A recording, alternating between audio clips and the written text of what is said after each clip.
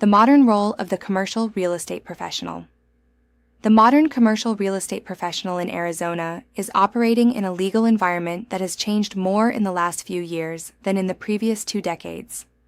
This course is designed to guide you through those changes, not just from a legal standpoint, but from a practical boots-on-the-ground perspective. As you move through this class, you will begin to see how contract law is no longer just about filling in blanks on a purchase agreement. It is about understanding risk, compliance, negotiation strategy, and the legal consequences that follow every decision you make. Understanding the difference between commercial and residential contracts. Commercial real estate contracts are fundamentally different from residential transactions. They are more complex, more negotiable, and often involve sophisticated parties such as LLCs, corporations, and investment groups.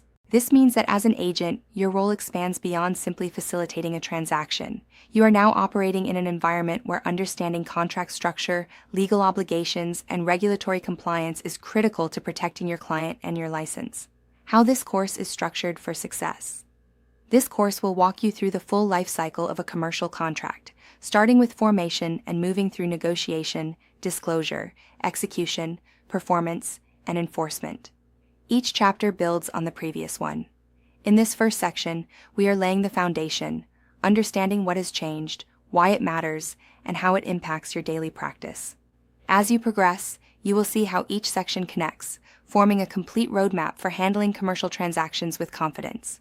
Recent legal and regulatory changes in Arizona.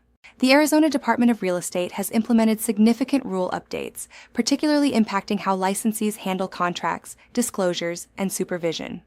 Under AAC R4281101, licensees are required to exercise reasonable care, skill, and diligence in all transactions.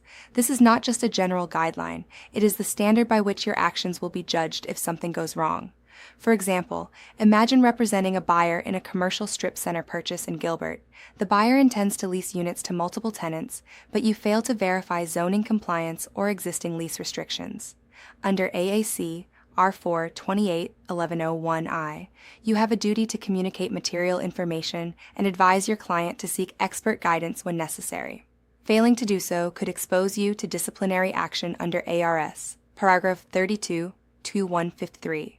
Recent rule updates have also emphasized broker supervision under AAC R4281103B, requiring designated brokers to ensure that all contracts are properly reviewed, documented, and compliant. This means that every commercial contract you draft or negotiate is not just your responsibility. It reflects on your broker and the brokerage as a whole. The legal backbone of commercial contract law. At its core, contract law in Arizona is governed by fundamental legal principles such as mutual agreement, consideration, capacity, and lawful purpose. These principles are reinforced through Arizona case law. In Jennings v. Lee, the court emphasized the fiduciary duty owed by real estate professionals to their clients, requiring full disclosure of material facts. In a commercial setting, this duty becomes even more critical due to the complexity and financial magnitude of transactions. Additionally, the statute of frauds under ARS par 44101 requires that contracts involving the sale of real property be in writing to be enforceable. In commercial transactions, this requirement often extends to amendments, addenda, and lease agreements, making proper documentation essential. Real-world application. How mistakes happen. Consider a scenario where an agent is representing a seller of a commercial warehouse in Phoenix. During negotiations, a verbal agreement is made regarding a repair credit, but it is never added to the written contract. At closing, the buyer demands the credit and the seller refuses. Under Arizona law, the written contract controls. Because the agreement was not documented, it is unenforceable. This is a direct application of the statute of frauds and highlights the importance of precision in commercial contract drafting. This is where many agents run into problems. They rely on conversations, emails, or assumptions instead of ensuring that every term is clearly written and agreed upon. In commercial real estate, if it is not in writing, it does not exist. Connecting to what comes next.